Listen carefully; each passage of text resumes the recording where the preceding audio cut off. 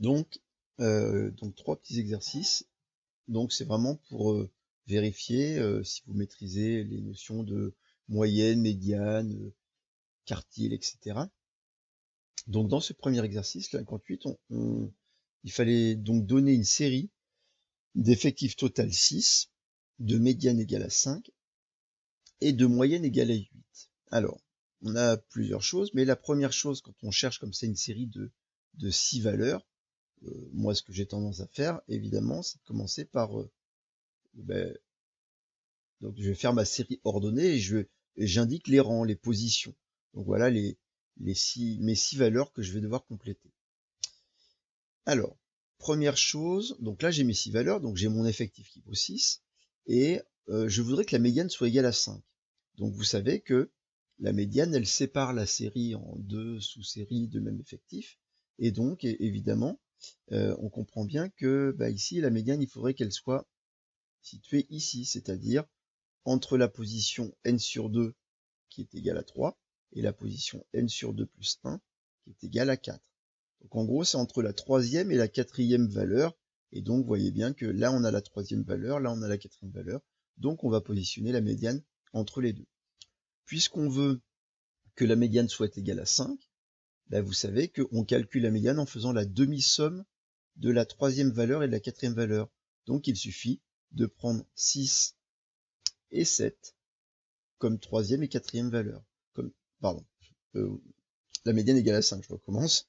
Il suffit qu'on prenne 4 et 6 comme troisième et quatrième valeur. Comme ça, on est sûr que la médiane sera égale à 5. D'accord? Puisque 4 plus 6 égale 10, divisé par 2, ça fait bien 5. Bon. Donc là, déjà, on a positionné deux valeurs qui nous assurent que la médiane sera égale à 5. Il nous reste à positionner, à trouver les 4 autres valeurs. Et donc, l'autre contrainte, c'est qu'il faut que la moyenne soit égale à 8. Alors, comment faire? Puisque la moyenne, évidemment, elle tient compte de toutes les valeurs, il suffit de se dire, finalement, si la moyenne est égale à 8, si x bar c'est égal à 8, rappelez-vous que x bar, c'est la somme des valeurs divisée par le nombre de valeurs, par 6.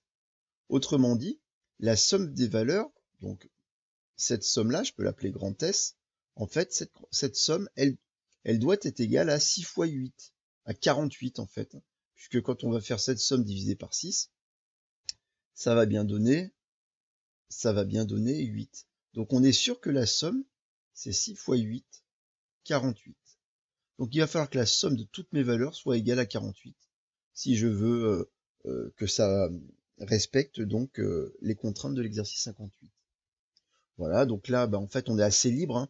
On n'a pas d'autres contraintes que ça. Donc on peut rajouter un petit peu ce qu'on veut. On en est un peu loin de 48, donc là je peux rajouter 3, 2, donc là je vais compter à combien j'en suis. Donc là je suis à 5, 5 et 4, 9, 9 et 6 ça fait 15, et 10 c'est égal à 25. Et comme on veut aller à 48, je suis à 25, il me suffit de rajouter par exemple 23. Et vous voyez que quand je prends ces valeurs-là, j'ai bien la médiane qui vaut 5, j'ai bien la somme de toutes mes valeurs qui vaut 48, et donc quand je divise par 6, ça fera bien une moyenne de 8, avec un effectif qui vaut 6. Donc voilà, une série possible, mais évidemment, il y en a énormément, donc voilà, vous en avez sûrement trouvé d'autres qui étaient tout aussi valables. Donc vérifiez bien hein, que votre 5 est bien au milieu et que la somme totale fait bien 48 et qu'on a bien 6 valeurs.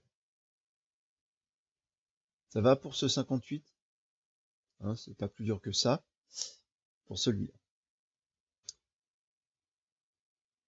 Alors le 59, c'était la même consigne, donner une série d'effectifs 8, de médiane 16 et de moyenne 15.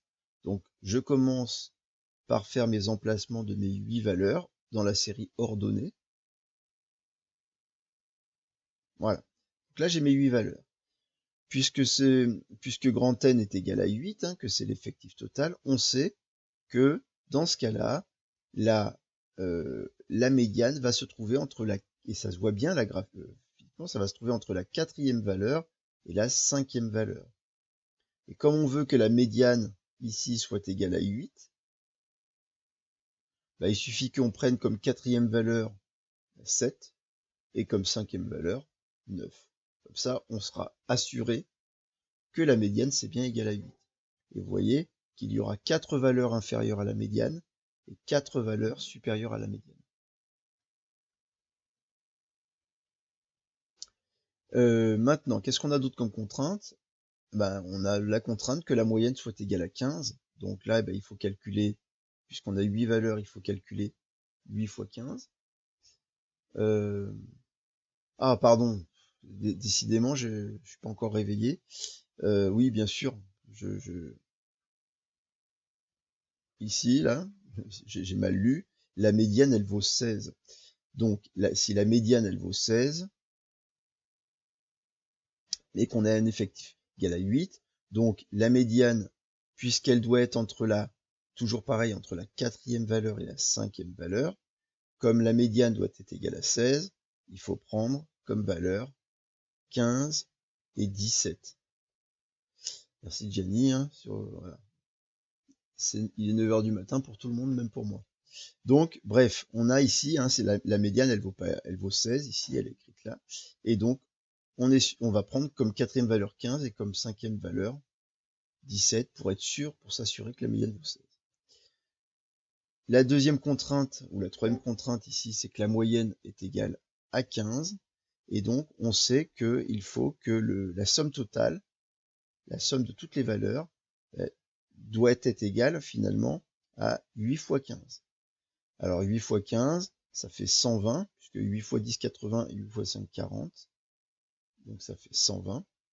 Et donc il faut juste se débrouiller maintenant pour que, en complétant 3 valeurs qui seraient plus petites que 15 et 3 valeurs qui seraient supérieures à 17, on arrive à une somme qui vaut 120.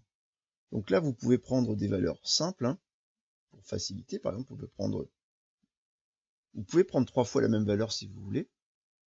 Donc ici, là je vais prendre, tiens, je vais compléter avec 23 pour me faciliter les calculs. Donc là j'ai 10, 20, 30, 45, 55, 55 et 10, 65, je suis à 85. Donc là on est déjà à 85, il faut qu'on arrive à 120. Je vais rajouter, alors il faut quand même vérifier qu'on ne se trompe pas, on est obligé de rajouter des nombres qui sont plus grands que 23. Et donc, j'ai dit que j'étais à 85. Et donc, je dois rajouter... Ah, ça va peut-être pas le faire avec 23. Parce que il nous manque seulement... eh oui, il nous manque seulement 35. Et 35, je peux pas le décomposer en deux nombres plus grands que 23. Donc, mon 23, il marche pas. Il va me falloir réfléchir ici avec ces trois nombres-là. Pour ces trois nombres-là, j'ai donc 10, 20, 30, 45, 55, 55, 62. Donc là, je suis à 62. Comme je dois aller à 120, eh ben, il me faut évidemment 58. Donc, il faut que, en gros, la somme de ces trois-là soit égale à 58. Donc, 58, 58, si je divise par 3, ça doit 58 divisé par 3, le problème c'est que ça fait, oui, ça fait 26. Non, ça fait, pardon, non, ça fait 16, donc ça marche pas. Il va falloir que je prenne, et oui, donc là, mes nombres, ils sont trop grands ici. Donc on va simplifier. On va prendre des nombres plus petits, pour être sûr que là, on a suffisamment de valeurs pour compléter. Donc, en fait, on pourrait prendre même des nombres négatifs, hein. On n'a jamais dit que la série des nombres devait être supérieure, devait être positif. Donc, on pourrait compléter avec un peu ce qu'on veut, et puis quitte à rajouter des nombres négatifs. Alors, si je prends ici, si je prends maintenant 3, 1. Donc 3, 1, avec ce 17, on est à 20. Donc là, je suis à 35. Donc là, maintenant, on est à 35. Pour aller à 120, il nous reste 85 à compléter. Et donc, il suffit que je fasse 85 avec ces trois nombres-là. D'accord? Donc, on peut prendre, par exemple, 20 Voilà, donc si je prends 20, c'est bon. Je peux reprendre 25. Donc 20, 25, je suis déjà à 45. Et il me reste à compléter 40. Donc là, si on vérifie, 40 plus 25, ça fait 65. Plus 20, 85. 85 plus 17, ça fait 95, ça fait 92. 95, ça fait 102. 102, 102 plus 3, ça fait 105. Plus 15, ça fait 120. Et 120, si on le divise entre les 8 valeurs, on arrivera bien à une moyenne de 15. Bon. Voilà donc une série possible. Alors on tâtonne, hein, il n'y a pas de règle calculatoire ici, il faut tâtonner pour trouver une série qui correspond. Donc pour vérifier si vous vous êtes pas trompé, vous devez seulement vérifier deux choses. Que dans votre série ordonnée, vous avez bien 16 qui se trouvent entre la 4e et la 5e valeur. Alors évidemment, vous pourriez prendre 16 en 4e valeur et 16 en 5e valeur. Comme ça, vous seriez assuré.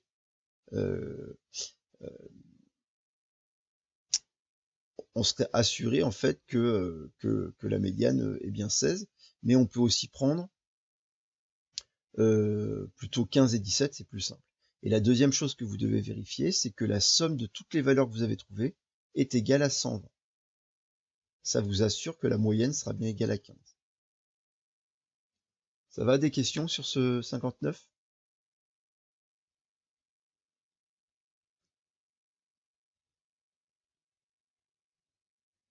Ok, donc on termine avec le 60. Donc le 60, il fallait donner une série d'effectifs total 5, d'étendue 7, d'écart interquartile 3, et dont la médiane vaut 11. Donc là, on a pas mal de contraintes, on a 4 contraintes. Et on a 4 contraintes seulement sur 5 valeurs. Alors on va peut-être avoir beaucoup moins de séries possibles. Déjà, le fait que grand N soit égal à 5, et que c'est un nombre impair, eh ben, ça nous assure qu'on sait où se trouve la médiane. La médiane, rappelez-vous, pour trouver sa position, on fait n plus 1 divisé par 2 dans le cas impair, c'est-à-dire 5 plus 1 sur 2. 6 sur 2, c'est égal à 3. On est sûr que la médiane se trouve à la troisième valeur, mais vous voyez bien que c'est évident, quand on a placé les petits points, on voit bien que la médiane, c'est évidemment cette valeur-là. Donc, puisqu'on veut que la médiane soit égale à 11, bah, vous placez votre 11 ici. Ensuite, alors, on veut que l'écart interquartile soit égal à 3. Alors, ça veut dire qu'il faudrait savoir où sont les quartiles. Mais quand n est égal à 5, vous vous rappelez, pour savoir où sont le premier quartile, il faut faire n sur 4. Donc, n sur 4, ça fait 5 sur 4. Et donc ça fait 1,25. Et ça prouve que Q1, c'est obligatoirement la deuxième valeur. Donc Q1 est là. Quand on veut déterminer Q3, on fait 3n sur 4. Donc c'est 3 fois 5 sur 4. Ça fait 15 quarts. Et 15 quarts, ça fait 3,75. Et donc ça vous assure que Q3, ben vous prenez l'entier directement supérieur. Ce sera donc la quatrième valeur. Donc on est sûr que Q3 est ici. Et nous, on nous dit qu'on veut que l'écart interquartile, c'est-à-dire l'écart entre ces deux nombres-là, soit égal à 3. Bon, ben, c'est parfait. Il faut un nombre plus petit que 11 et un nombre plus grand que 11, où l'écart est égal à 3. Donc là, par exemple, je peux prendre 10 et 13. Vous voyez qu'en prenant 10 et 13, on a bien un écart interquartile qui vaut 3 unités. Il nous reste une seule contrainte, c'est l'étendue qui doit être égale à 7. Et donc l'étendue, évidemment, c'est l'écart entre le maximum et le minimum. Et cet écart doit faire 7. Là, il faut qu'on ait un nombre plus grand que 13 et un nombre plus petit que 10, avec un écart qui vaut 7. Donc si je prends 14 pour valeur maximale, je vais prendre 7 pour valeur minimale. Et là, j'ai bien ma série d'effectifs 5, d'étendue 7, d'écart interquartile 3, et la médiane vaut 11. voilà notre série qui est solution de ce problème de l'exercice 60. Bien. Bon, pour aujourd'hui, c'est à peu près tout. Je vous montre un petit peu ce que vous avez à faire donc pour lundi. Donc je vais l'écrire, mais je vous le montre en même temps. Donc pour lundi, il y a 3 petits exercices. Ce sera nos 3 derniers exercices de ce chapitre, hein. Donc le 61, bah, ça va être le même type d'exercice que le 60. Hein, il faut trouver une série. Donc ça va être... Voilà, c'est le moment de vous rentraîner si vous aviez eu du mal. Le 60... le 62, c'est un peu la même chose. Mais on mélange un peu quartile, médiane, moyenne. Donc c'est un petit peu un mélange du 58-59 et du 60-61. Et l'exercice 3, lui, est plus important. C'est un exercice un peu plus, vraiment, enfin plus complet, puisque c'est un exercice où ici on a une série statistique qui représente un problème, et puis il y a un certain nombre de questions posées. Et pour répondre à ce problème, il va falloir un peu déterminer tous les indicateurs, c'est-à-dire l'étendue, la médiane, la moyenne, même on va voir l'écart type.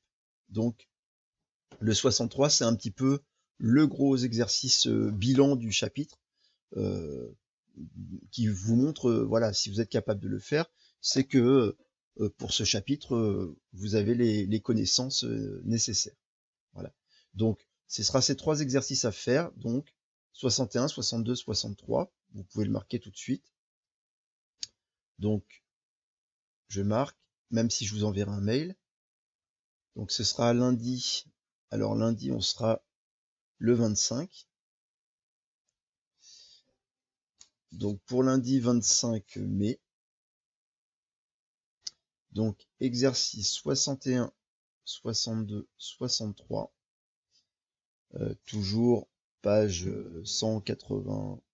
Non, page. Laissez-moi retrouver. Page 319. Plus imprimer. Donc, le prochain chapitre qui sera encore je l'ai pas encore tout à fait préparé, donc vous allez peut-être le recevoir pas tout de suite. Je vais pas envoyer le mail avec le travail à faire dans la foulée. Vous l'aurez peut-être, enfin il me faut quand même une petite demi-heure pour préparer le cours à trous. Donc vous imprimez le prochain chapitre. Voilà, donc c'est tout. Il faut qu'il soit prêt pour lundi. On commencera à le compléter lundi après avoir corrigé ces 3 exercices. Si on n'a pas le temps, on ne commencera à le compléter que mercredi, parce que le 63 va nous prendre du temps à corriger, par contre. Autant 61, 62, vous avez vu, c'est très rapide, mais le 63, ça prend un petit peu plus de temps. Donc, voilà, vous l'imprimez quand même, parce que peut-être qu'on commencera un tout petit peu. Donc c'est un chapitre qui parlera d'équations de droite. Et donc c'est un mélange d'équations et donc de géométrie dans un repère. Donc c'est pas un chapitre si facile, hein. Là on a fait un petit chapitre qui était pas très dur, mais là ce sera un chapitre qui demandera, voilà, qui demande un petit peu plus d'attention et un petit peu plus de travail. C'est un chapitre qui va servir et pour la voie générale et pour la voie technologique aussi, hein. D'accord. Donc ce sera l'avant-dernier chapitre. Donc voilà, on est le 20 mai, voilà, on arrivera à terminer notre programme en accélérant un tout petit peu grâce au cours à trous qui permet d'aller un petit peu plus vite. Voilà, j'ai pas d'autre chose à vous dire, j'ai toujours pas d'informations pour une éventuelle reprise pour l'instant. Dès qu'on en aura, on vous préviendra. Donc de toute façon, on a encore au moins une semaine, enfin toute la semaine prochaine encore qui va être complètement à distance. On verra pour la suite. Voilà. C'est bon? Pas de questions?